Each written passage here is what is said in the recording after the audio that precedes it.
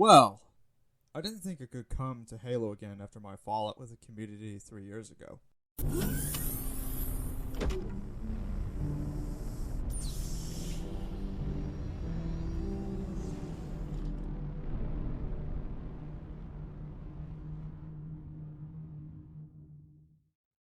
Obscure Titan here.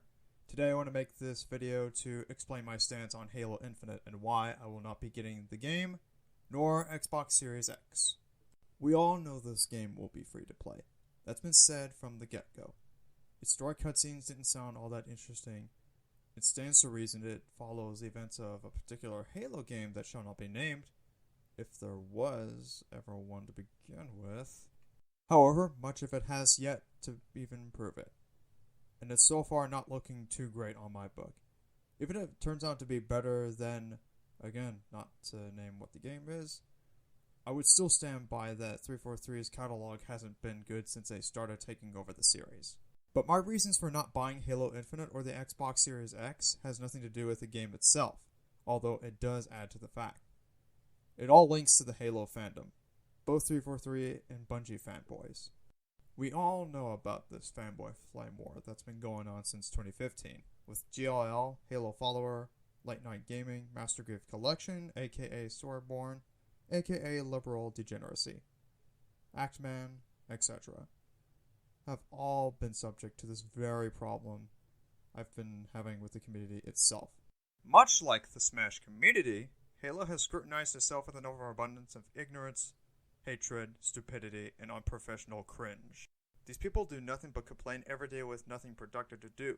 Primarily, the Bungie fanboys, but the 343 fanboys can also be subject to the problem if their pathetic opponents happen to dislike their opinions and whine to their even more pathetic asses.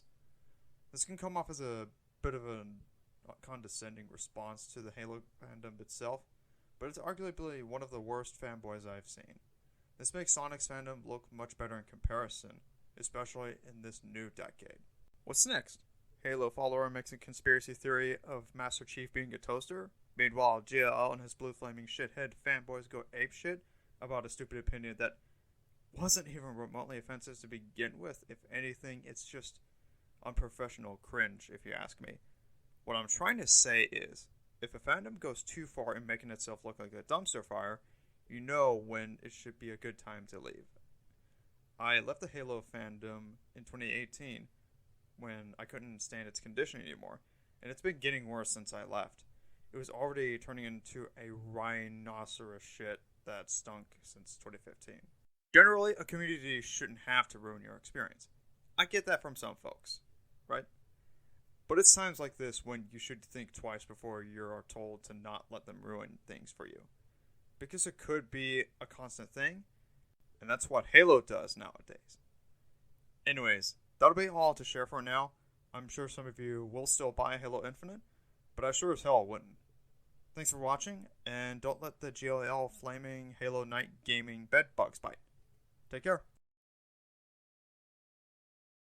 You took parts from the heavy mechs to fix the light mech? Well, infantry squad, inbound. Infantry?